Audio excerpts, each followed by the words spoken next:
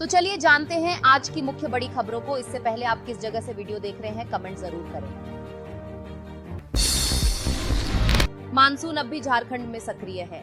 आने वाले कई दिनों तक वर्षा से राहत मिलने की उम्मीद नहीं है। मौसम विभाग का पूर्वानुमान बता रहा है कि इस बार राजधानी रांची समेत झारखंड में सभी जगहों पर दुर्गा पूजा के त्योहार में बारिश खलल डाल सकता है। अनुमान है कि राज्य में 3 अक्टूबर तक हल्के से मध्यम दर्जे की बारिश होती रहेगी। कुछ जगहों पर भारी बारिश भी हो सकती है। भारत मौसम विज्ञान विभाग IMD के रांची स्थित मौसम केंद्र ने कहा है कि अगले 24 घंटे के दौरान अधिकतम तापमान में 2 से 3 डिग्री सेंटीग्रेड की गिरावट आ सकती है। इसके बाद अगले 3 दिन में फिर तापमान में 2 से 4 डिग्री तक की वृद्धि हो सकती है। मौसम केंद्र रांची ने राज्य के कुछ हिस्सों में 28, 29 और 30 सितंबर को हल्के से मध्यम दर्जे की वर्षा की संभावना जताई है। इस दौरान बादल भी गरजेंगे। मौसम विभाग ने कहा है कि 8 अक्टूबर को झारखंड में अनेक स्थानों पर गर्जन के साथ हल्के से मध्यम दर्जे की वर्षा होने की प्रबल संभावना है। विभिन्न श्रेणी के 1778 पदों पर नियुक्ति होगी। इनमें कक्षपाल के 1733 और सहायक कारापालों के 45 पद शामिल हैं। झारखंड की जेलों की व्यवस्था सुदृढ़ करने को गृह, जेल और आपदा प्रबंधन विभाग में विभिन्न श्रेणी के 1777 पदों पर नियुक्ति होगी। इनमें कक्षपाल के 1733 और सहायक कारापाल के 45 पद शामिल हैं। के लिए आवेदन मांगे हैं।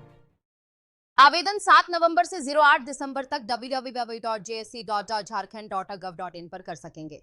नियुक्ति के लिए पुरुषों को 1600 मीटर दौड़ 6 मिनट व महिलाओं को 10 मिनट में पूरी करनी होगी। कक्षपालों के लिए जो आवेदन मांगे गए हैं उनमें 35 बैकलॉग हैं। इसमें 606 पद भूतपूर्व सैनिक व गृह रक्षकों के लिए होंगे। नियमित में 1624 पुरुष कक्षपाल व 64 महिला कक्षपाल के लिए हैं। इसी तरह बैकलॉग में 19 पुरुष और 16 महिला के लिए हैं। नियमित नियुक्ति में 165 पद पूर्व सैनिक व 413 गृह रक्षकों के लिए। झारखंड उच्च न्यायालय ने राज्य में शिक्षकों की नियुक्ति को लेकर एक बड़ा और महत्वपूर्ण आदेश दिया है। गुरुवार को झारखंड शिक्षक पात्रता परीक्षा JTAT नहीं कराए जाने के खिलाफ दायर याचिका पर सुनवाई करते हुए अदालत ने निर्देश दिया कि झारखंड एकेडमिक काउंसिल JAC द्वारा मार्च 2026 तक JTAT की परीक्षा आयोजित की जाए। इसके साथ ही अदालत ने यह भी साफ कर दिया है कि जब तक JTAT की परीक्षा और उसके परिणाम जारी नहीं हो जाते तब तक सहायक आचार्य के बचे हुए पदों पर नियुक्ति की प्रक्रिया शुरू नहीं की जाएगी। न्यायाधीश जस्टिस आनंद सेन की अदालत ने पिछले 9 वर्षों से JTAT परीक्षा आयोजित न होने पर सख्त नाराजगी जाहिर की। अदालत ने कहा कि सरकार की लापरवाही के कारण बड़ी संख्या में योग्य उम्मीदवार शिक्षक भर्ती प्रक्रिया से बाहर हो रहे हैं, क्योंकि इस भर्ती के लिए JTAT पास करना अनिवार्य है।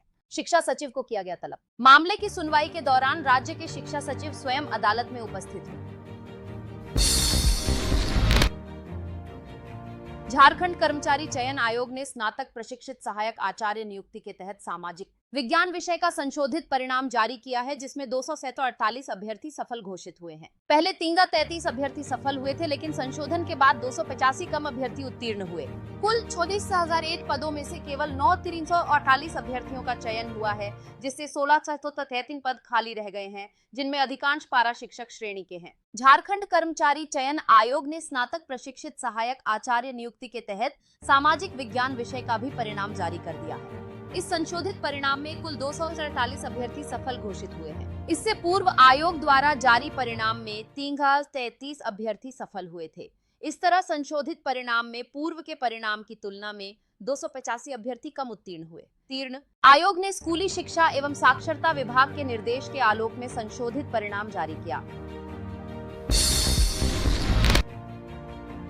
झारखंड और ओडिशा में कुर्मियों ने ST का दर्जा पाने के लिए पिछले 4 सालों में चौथी बार अपना आंदोलन फिर से शुरू कर दिया है। पश्चिम बंगाल में अगले साल विधानसभा चुनाव होने हैं, इसलिए तृणमूल कांग्रेस सरकार को निशाना बनाकर किए जा रहे इस नए आंदोलन का चुनावों पर असर पड़ने की संभावना है।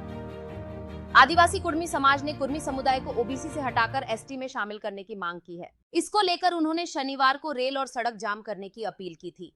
इस अपील का असर झारखंड और पश्चिम बंगाल में देखा गया। वहीं कलकत्ता हाई कोर्ट ने 18 सितंबर को कुर्मियों के विरोध कार्यक्रम को अवैध और असंवैधानिक घोषित कर दिया था।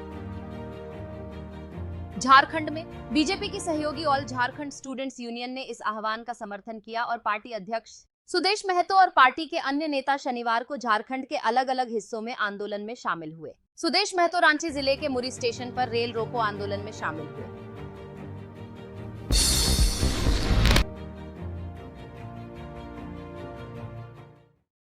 चौपारण पुलिस ने एक एम्बुलेंस से 13,650 किलो डोडा चूरा बरामद किया, जिसकी कीमत लाखों में है। गुप्त सूचना पर कार्रवाई करते हुए पुलिस ने चोरदाहा चेकनाका पर वाहन की जांच की। चालक एम्बुलेंस छोड़कर भाग गया। डीएसपी अजीत कुमार बिमल ने कहा कि नशे के कारोबारी एम्बुलेंस जैसी सेवा का दुरुपयोग कर रहे हैं। जिंदगियां बचाने और मरीजों को समय पर अस्पताल पहुंचाने के लिए बनाई गई एम्बुलेंस का इस्तेमाल नशे की तस्करी में किया जाने लगा है। गुरुवार को चौपारण पुलिस ने बड़ी कार्रवाई करते हुए एक एम्बुलेंस से 43,650 किलो डोडा चूरा बरामद किया। पुलिस को देखते ही चालक एम्बुलेंस छोड़कर जंगल की ओर भाग निकला। पुलिस ने पीछा किया, लेकिन घने जंगल का फायदा उठाकर वह फरार होने में सफल हो गया। एम्बुलेंस की तलाशी लेने पर सामने आया कि इसके अगले हिस्से और पिछले केबिन में थैलों में भरा भारी मात्रा में डोडा चूरा छिपाकर रखा गया था। झारखंड कर्मचारी चयन आयोग ने स्नातक प्रशिक्षित सहायक आचार्य नियुक्ति के तहत सामाजिक विज्ञान विषय का संशोधित परिणाम जारी किया है, जिसमें 248 अभ्यर्थी सफल घोषित हुए हैं। पहले 33 अभ्यर्थी सफल हुए थे, लेकिन संशोधन के बाद 285 कम अभ्यर्थी उत्तीर्ण हुए।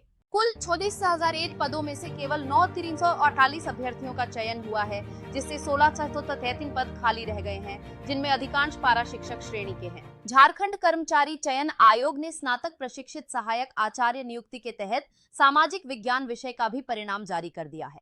इस संशोधित परिणाम में कुल 248 अभ्यर्थी सफल घोषित हुए हैं। इससे पूर्व आयोग द्वारा जारी परिणाम में 3,033 अभ्यर्थी सफल हुए थे। इस तरह संशोधित परिणाम में पूर्व के परिणाम की तुलना में 285 अभ्यर्थी कम उत्तीर्ण हुए। आयोग ने स्कूली शिक्षा एवं साक्षरता विभाग के निर्देश के आलोक में संशोधित परिणाम जारी किया।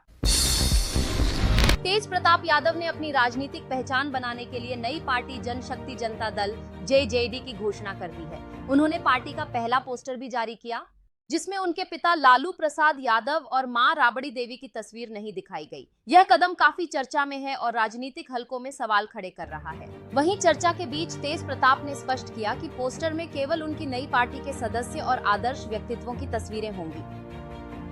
तेज प्रताप ने साफ कहा कि उनके माता पिता राजद के नेता हैं और उनकी तस्वीर उनकी नई पार्टी के पोस्टर में कैसे लग सकती है। उन्होंने आगे बताया, हमारी पार्टी के संविधान के अनुसार केवल वही लोग पोस्टर पर होंगे जो हमारी पार्टी में हैं। राजद के पोस्टरों में भी संस्थापक या नेताओं की तस्वीर का होना जरूरी नहीं है, इसलिए हमने अपने आदर्शों और नए विजन के अनुसार पोस्टर तैयार किए। जेल में बंद आईएएस अधिकारी विनय चौबे के मुश्किलें कम नहीं हो रही हैं। एसीबी अब वन हजारीबाग भूमि घोटाले में गिरफ्तार करेगी। मंत्रिमंडल निगरानी अब सचिवालय विभाग से अनुमति मिलाने के बाद एसीबी ने 25 सितंबर को हजारीबाग में एफआईआर दर्ज की थी। इसमें विनय चौबे और अगले दिन ऑटोमोबाइल के संचालक विनय सिंह नामजद आरोपी है। विनय चौबे के खिलाफ यह तीसरा एफआईआर है। एसीबी ने इस मामले में बुधवार को विनय सिंह को गिरफ्तार किया गया था। अब जल्द ही रिमांड पर लेकर एसीबी हजारीबाग की टीम ने इस मामले में विनय चौबे के खिलाफ प्रारंभिक जांच में पुष्टि के बाद एफआईआर की अनुमति मांगी गई।